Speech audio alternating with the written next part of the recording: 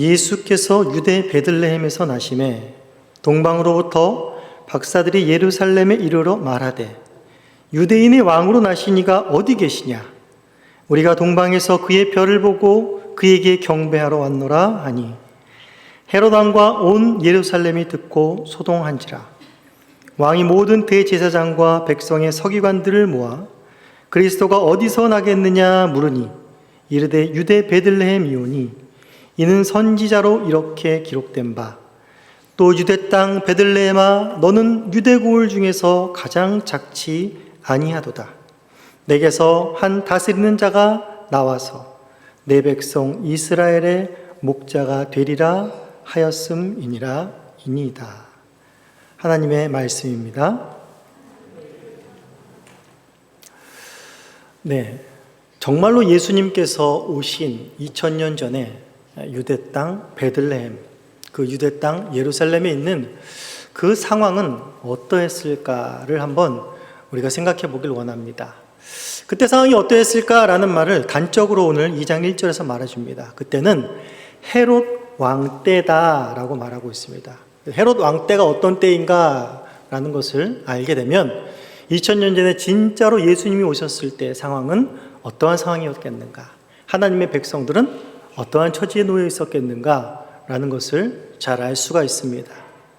우리가 구약 성경에서 이미 잘 알고 있는 바와 같이 이스라엘 백성들은 하나님께서 아브라함과 언약을 하고 그 언약을 하나님께서 신실하게 지켜서 1000년이라는 세월 동안에 하나님께서 왕정사를 세우시고 다윗과 솔로몬을 통하여서 그야말로 이스라엘의 영화로운 그런 나라가 건립이 되고 이스라엘이 건국된 동시에 그것이 하나님께서 이루신 하나님의 나라라는 그 영광이 이 땅 가운데, 이스라엘 땅 가운데에 세워진 그런 감격을 갖고 있는 민족이었습니다. 그러나 그것이 얼마 가지 못하여서 이스라엘 백성들이 하나님을 떠나고 우상을 숭배함으로 말미암아 남북이 멸망을 하고 급기야는 이 신약 시대 오기까지 그들이 강대국의 그 식민 지배 가운데에서 벗어나지 못하는 어두운 현실 가운데에 처하고 있다는 것입니다.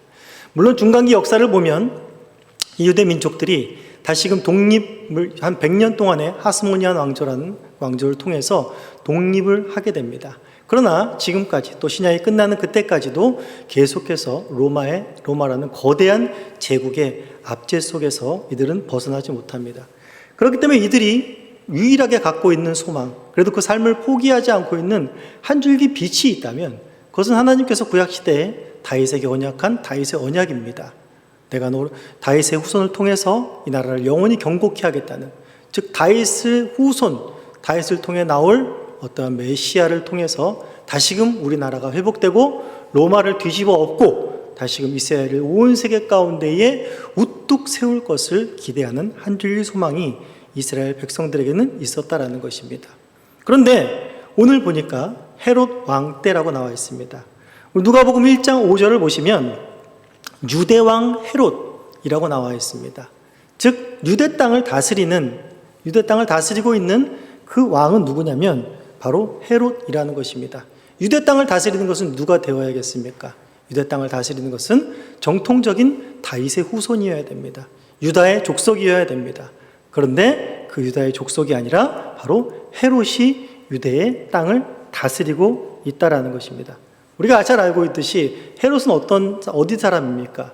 헤롯은 이방 사람입니다. 이둠의 족속입니다. 에돔의 피를 갖고 있는 에돔 족속 출신입니다. 그런데 이 헤롯이 어떤 사람이었냐면, 중간사를 좀 공부해보면 알겠지만은 굉장히 머리가 영특하고 정치적인 수단이나 전략을 굉장히 좋은 사람입니다. 그리고 시대의 변화에 대해서 굉장히 빠른 사람입니다. 그렇기 때문에 강성하는 로마 제국을 등에 업고 이렇게 권력을 힘입어서 유대 땅을 다스리고 옛 이스라엘이었던 그 영토의 대부분들을 지금 이 헤롯이 다스리고 있다라는 것입니다. 또한 이 사람은 이 헤롯 땅을, 유다 땅을 다스리는 데 있어서 굉장히 양극단의 모습을 취합니다. 이는 단순히 유대 땅만을 다스리는 왕이 되기를 원하지 않았고 유대인들이 정말 나를 왕으로 받아주기를 원하는 마음이 있었습니다. 그렇기 때문에 굉장히 유대인의 마음을, 환심을 사려고 굉장히 많은 노력을 했습니다. 우리가 잘 알고 있듯이 이 헤롯이 바로 그 예루살렘 성전, 회파된 예루살렘 성전을 다시금 솔로몬 시대의 성전만큼 놀랍게 재건하는 데 힘쓰고 그걸 시작한 바로 그 왕이 바로 이 헤롯 왕이라는 것입니다. 그리고 또 유대인의 많은 사람들이 또 이 헤롯에게 넘어갔고, 또 우리가 성경을 보시면 헤롯 당이라는 그런 당파까지도 나오는 것을 볼 수가 있었습니다. 이렇게 진정으로 그냥 겉모양만 유대 왕이 아니라 유대인들의 마음을 사서 진정으로 왕이 되고자 하는 그런 마음을 굉장히 노력했던 사람이라는 것을 알 수 있습니다. 그런데 또 하나의 극단적인 모습이 있는데 그것이 무엇인가 하면 이 사람은 자신의 왕권을 위협하는 것에 있어서는 정말 조금도 용납하지 않는 그런 사람이었습니다. 이 사람은 자신의 왕권에 위협이 되는 것이라면 자기 가족까지도 무참하게 살해할 수 있는 사람이었습니다. 그리고 오늘 본문에서 더 나아가다 보면 2장 16절에 보시면 동방박사들이 방문하고 지나갔는데 유대인의 왕으로 나실 리가 어디냐라는 그 질문 가운데에서 유대인의 왕으로 나실 그 메시아가 있다는 소식을 알게 되고 2살 아래 아이들을 모조리 다 죽여버리는 이런 아주 잔악한 모습이 또한 이 헤롯 왕에게 있었던 것입니다. 그러니까 이스라엘 백성들은, 유대 백성들은, 하나님의 백성들은 지금 어떤 상황 가운데 처해 있는지 우리가 너무나 잘 알고 있겠죠. 로마라는 거대한 식민 제국 가운데 도저히 벗어날 길이 없고 헤롯이라는 이 간악한 자에게 있어서 통치를 받고 있어서 도저히 벗어날 수 없고 한 줄기 소망이신 그 일이 언제 이루어질까, 메시아가 언제나 오실까라는 그 소망만 옅게 잡고 있는 그러한 상황 가운데 있다는 것입니다. 그런데 여기서 아주 놀라운 일이 발생을 합니다. 여기서 동방박사들이 출연을 하면서 굉장히 놀라운 이야기를 하고 있습니다. 1절을 보시면 유다 헤롯 왕 때에 예수께서 유대 베들레헴에서 나심에 동방으로부터 박사들이 예루살렘에 이르러 말합니다. 유대인의 왕으로 나신 이가 어디 계시냐? 라고 신약 성경에서 첫 질문을 하고 있는 것입니다. 이 말은 굉장히 헤롯에게도 그렇고 유대인들에게도 그렇고 지금 동안에 계속 식민 지배를 받아온, 헤롯의 지배를 받아온, 어떻게 보면 그냥 타성에 젖어서 살아갈 수밖에 없는 그런 자들에게 굉장히 경종을 울리는, 그들의 어떤 심령과 그들의 생각과 모든 것을 파괴하는 신약 속에 나오는 첫 질문입니다. 그러니까 신약 첫 문을 굉장히 뒤흔들어 버리는 그런 놀라운 질문이라고 할 수 있습니다. 지금 이 동방박사들이 유대인의 왕으로 나신 이가 어디 계시냐라고 물은 것은 헤롯을 찾는 것이 아닙니다. 헤롯이 유대의 왕이지 않습니까? 그런데 헤롯을 찾는 것이 아니라 유대인의 왕을 찾는 것입니다. 뒤에 보시면 아시겠지만은 유대인의 왕으로 나신 그 유대인의 왕을 찾는 것은 바로 그리스도를 말하고 있는 것입니다. 메시아를 말하고 있는 것입니다. 즉 구약 성경 때부터 예언되어 온 그 메시아, 바로 그분이 어디 계시냐, 유대인의 왕으로 나신 이가 어디 계시냐라는 것입니다. 이 질문이 헤롯에게는 어떻게 들렸겠습니까? 아까 말했지만 자신의 왕권, 내가 유대의 왕이고 내가 진정으로 유대인의 마음을 사기 위해서 그런 왕의 노릇을, 그들의 환심을 사기 위해서 굉장히 노력을 하는데 감히 유대인의 왕으로 나신 이가 있다고? 그분이 어디 있냐고? 내가 여기 있는데? 라고 말하는 것이 굉장히 헤롯에게는 굉장히 경각심을 일으키고 경계를 하게 되고 지가 삐쭉 서는 그런 말이 되었을 것입니다. 또한 유대인들에게는 어떤 말이 되었을까요? 유대인들에게도 굉장히 유대인의 왕으로 나신 이가 어디 계시냐라고 말했으면은 그들은 직감했을 것입니다. 구약 성경은 그들의 예언을 붙잡고 있었기 때문에. 그런데 놀라운 것은 무엇인가 하면 그 말이 누구에게서 나왔냐면 유대인에게서 나온 것이 아니라 이방인인 이 동방박사들을 통해서 나왔다는 것입니다. 그러니까 적잖이 당황스럽기도 했을 것입니다.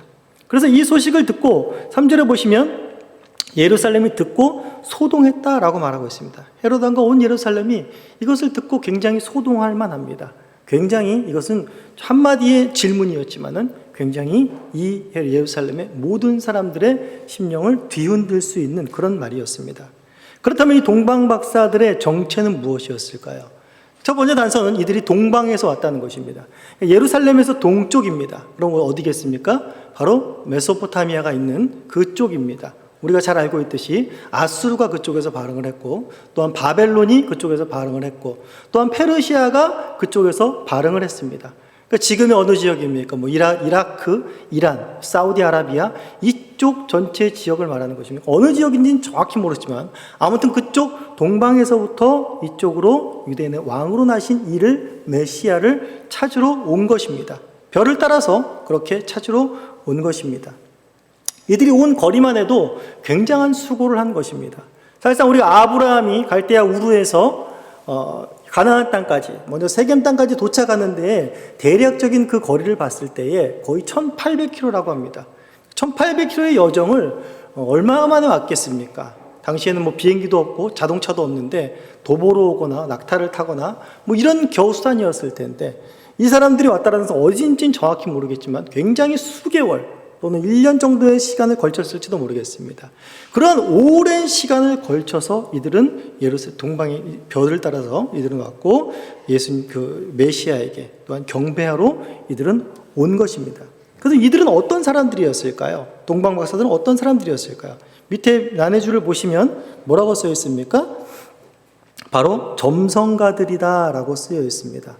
점성가들, 오늘날에도 뭐 그런 사람들 많죠. 이렇게 별자리 보고 이렇게 점치고 이러는 사람들 있지 않습니까? 그런데 여기서 지금 말하는 점성가들은 그냥 오늘날에 그냥 단순히 운세 맞춰주고 어떤 점을 쳐주는 그런 수준의 사람들이 아닙니다. 굉장히 그 나라에서는 고위직을 갖고 있는 사람이고 나라의 어떤 흥망성쇠 또 나라의 정사에 대한 일에 관여를 하는 사람들입니다. 그러니까 이 사람들이 별을 보고 따라왔다라는 것은 이들이 분명히 별을 보면서 어떠한 이 나라의 운명과 무엇들을 결정하고 또한 과학적인 어떤 지식과 그런 굉장히 고도의 지식들을 가지고 있는 어떤 그 나라의 브레인들이라고 할 수 있죠.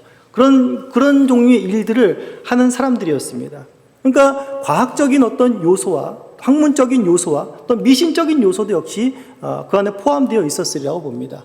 우리가 다니엘서를 잘 보시면 알겠지만은 다니엘서에서만 다니엘이 바벨론의 그런 많은 학문들을 배우는데 또한 국가의 어떤 바벨론의 왕들이 어떤 일이 일어나거나 꿈속이 뒤숭숭하거나 그럴 때 나라의 어떤 정세들을 묻고 또한 거기에 대해서 조처를 해주는 사람들이 있었는데 대부분 다 이런 사람들입니다. 이런 사람들이 그 꿈도 해몽하고 또 나라의 기륭 화복도 이렇게 이야기할 수 있고 또 그런 역할들을 하는 굉장히 나라의 정사를 이끌어가는데 굉장히 중요한 역할을 하는 사람들이라는 것이죠. 이런 사람들이 왜 그 먼 동방에서 이 예루살렘까지 이르러서 유대인의 왕을 찾고 이런 사람들이 그에게 경배를 하러 왔는가라는 것입니다.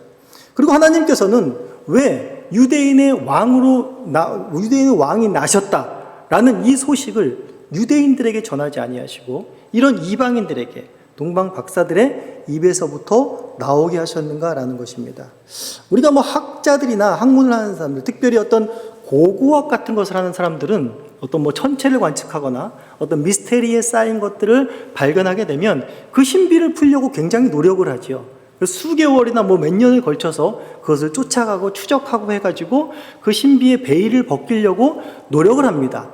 이들 안에도 어떤 이런 마음이 있었을까요? 천체의 별을 관측하다가 어떤 이상한 징조를 그들이 발견하고 나서 야, 이것에 담겨진 비밀이 무엇일까? 라고 하는 어떤 학문적 탐구와 지성적인 어떤 노력들이 발휘가 되어서 이들이 그 먼 거리를 동방에서부터 예루살렘까지의 거리를 아낌없이 왔을까요?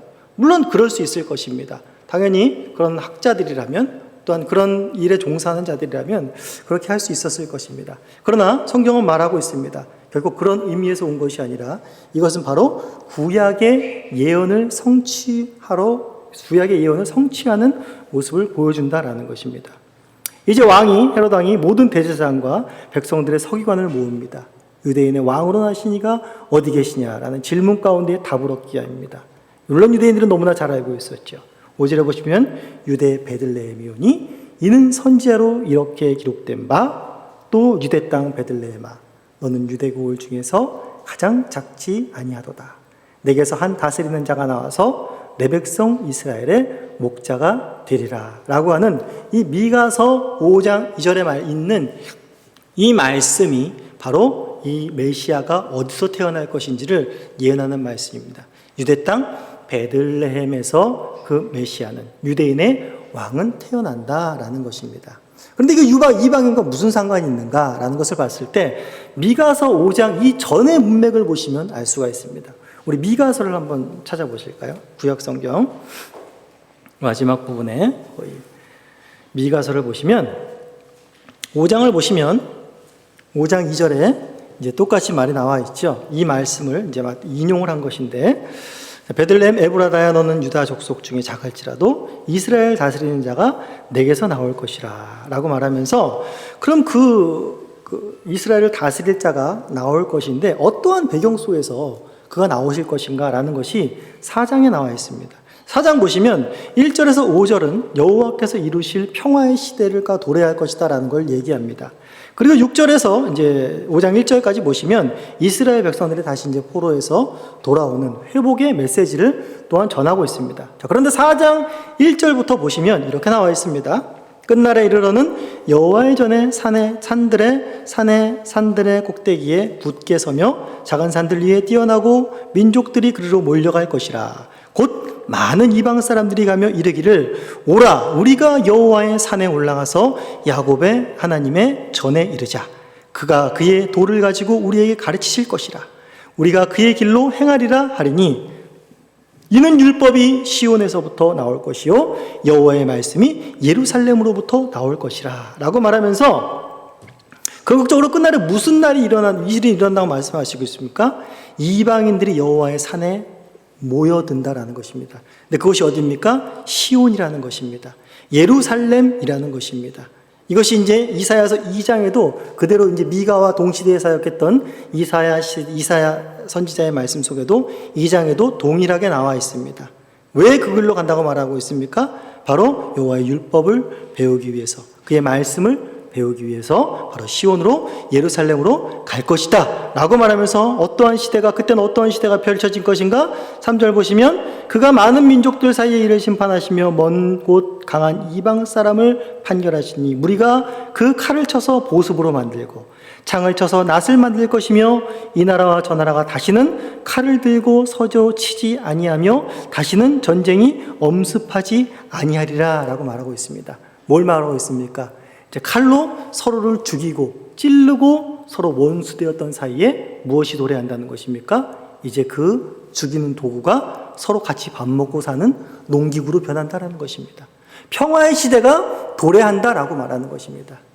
이방 백성들이 예루살렘으로 시온으로 오는 그 징조는 무엇을 말하는 것이냐면 평화의 시대가 도래한다라는 것을 이제 말하고 있습니다. 그 평화의 시대를 도래하게 할 이가 누구신가? 라고 했을 때 바로 5장 2절에서 말하는 베들레헴, 유대 땅 베들레헴에서 태어날 그 다스릴 자가 바로 이러한 일을 성취한다라고 이야기를 하고 있는 것입니다. 더 좀 자세하게 우리 이사야서 60장을 보시면 이사야서 60장을 한번 가서 보시겠습니다.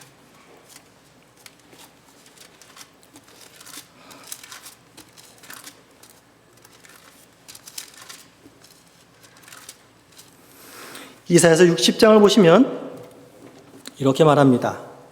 일어나라 빛을 발하라 이는 내 빛이 길을 얻고 여호와의 영광이 내 위에 임하였음이라.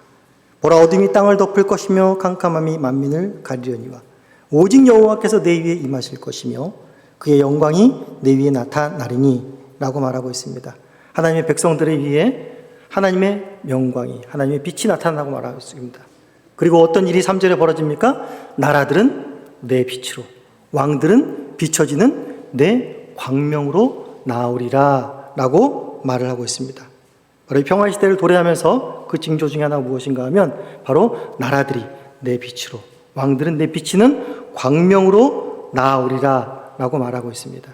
이방들이 어떻게 나온다고요? 이방들이 자기의 열심이나 자기의 어떤 시대를 예측하는 것으로 나오는 것이 아니라 빛을 비춰줌으로 인해서 하나님이 광명을 주심으로 인해서 그들이 그 광명을 보고 그 빛을 보고 나올 수가 있게 된다는 것입니다. 그러면서 그들이 나올 때 어떻게 나오는가 보면 6절에 보시면 허다한 낙타와 미디안과 에바의 어린 낙타가 내 가운데 가득할 것이며 스바 사람들은 다 금과 유향을 가지고 온다라고 말하고 있습니다. 그냥 맨손으로 가지고 오지 않고 금과 유향을 가지고 옵니다. 많은 재물들을 가지고 주님 앞에 나아오는 것입니다. 단순히 유대 땅에 이스라엘 백성 민족들의 땅에 가서 그들을 부욕해 하려는 것이 아니라 우리에게 빛을 비춰준 그분에게 바로 드릴 예물을 드리고 가지고 온다라는 것입니다. 그 이유가 바로 그 다음에 나와 있습니다. 금과 유향을 가지고 와서 여호와의 찬송을 전파할 것이며 라고 말하며 7절에서 마지막에 내 영광의 집을 영화롭게 하리라 라고 이야기를 하고 있는 것입니다.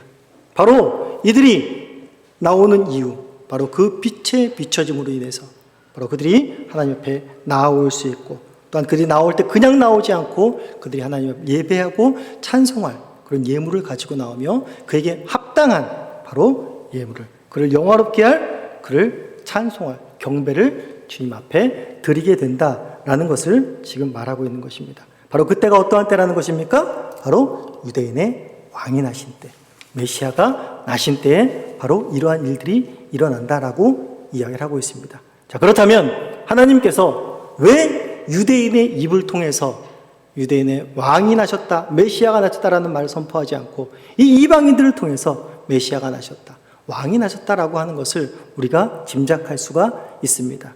이들 역시 이방인으로서 이들이 그냥 온 것은 바로 이들 안에 어떤 지적 탐구 욕구에 의해서, 이들의 어떤 학문적인 욕구와 열심으로 인해서 별을 관측하다 그 별의 신비의 베일을 벗기러 온 것이 아니라 하나님께서 그들의 별을 비춰주신 것입니다.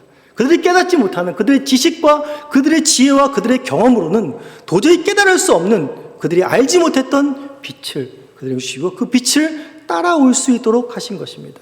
그 빛을 통해서 바로 그 빛이 바로 메시아를 가리키고 그것을 따라감으로 해서 메시아 앞에 당연히 너희가 경배해야 된다라는 그 이끌림이 그들에게 있는 것입니다. 그들이 그냥 가지 아니하고 예물을 준비하였고, 또한 베들레헴에서 아기 예수님을 만나자 왕에 합당한 예물을 드린 사실들을 우리가 본문 속에서 너무나 잘 알 수가 있었습니다. 바로 동방박사들이 온 것을 통해서 우리는 더욱더 무엇을 확신하게 알 수가 있습니까? 바로 구약 속에서 하나님께서 이스라엘 백성들에게 회복을 약속하시고 너희들에게 약속한 평화의 시대가 반드시 오고 너희들을 가두었던 어둠의 권세에서 너희들은 반드시 해방될 것이다 라는 그 약속을 반드시 이루신 사건이 또한 동방박사들을 보낸 그 사건 속에서 나타나는 것입니다. 바로 그것을 이룰 그리스도 메시아가 오셨다라는 감격적인 선포, 하나님께서 하나님의 열심으로 이루셨다라는 감격적인 선포를 바로 이 이방인들, 동방박사들을 통해서 바로 말씀하고 계신 것입니다. 더욱이 더 나아가서 이들은 유대인의 왕을 쫓았지만 이들이 경배하는 모습을 보면서 유대인의 왕은 어떤 왕이라는 것을 알 수 있습니까?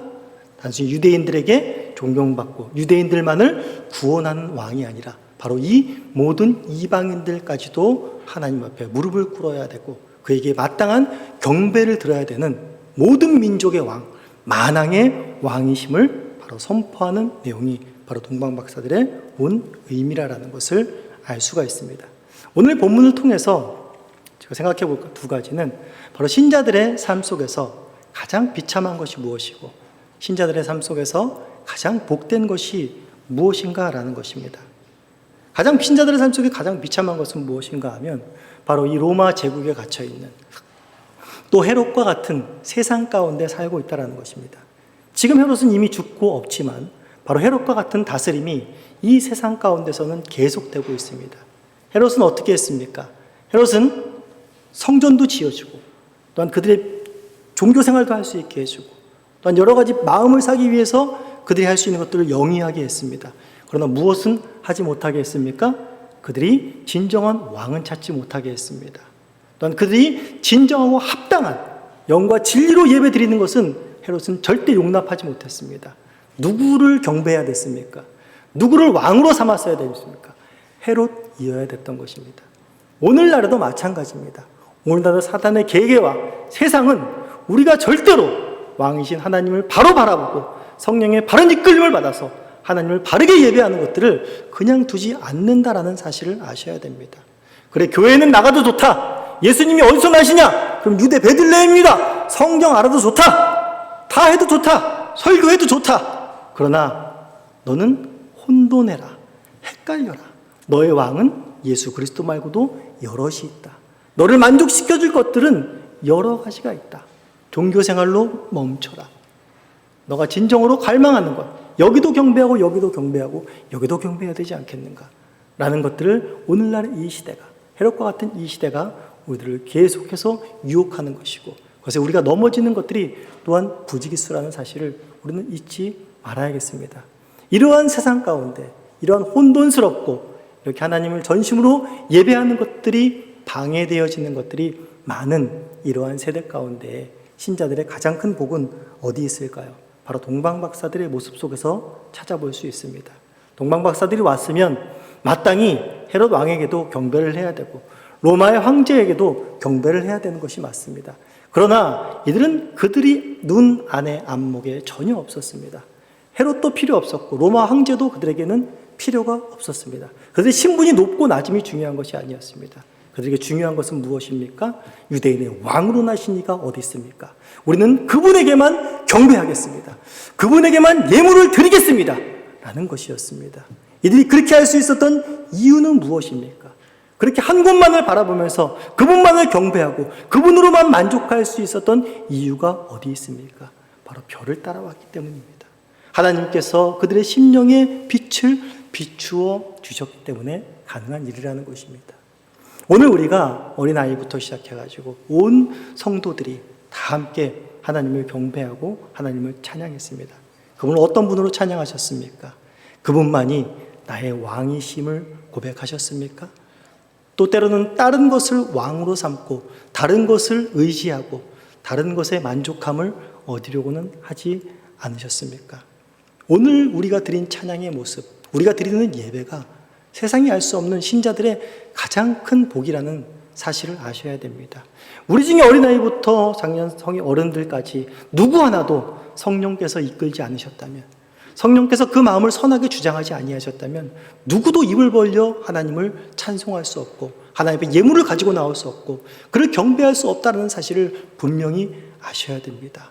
오늘도 내가 하나님을 예배할 수 있게끔 가능하게 한 것은 하나님께서 오늘도 나에게 성령의 조명을 하셨고 성령의 인도하심을 허락하셨고 그 대속의 은혜가 내 마음속에 있음을, 그 한량없는 은혜를 받은 자임을 오늘도 잊지 마시고 우리를 위해서 이 땅에 오신 예수 그리스도를 왕으로 그의 이름에 합당하게 찬양하고 경배하시는 저와 여러분들이 되시기를 간절히 소원합니다.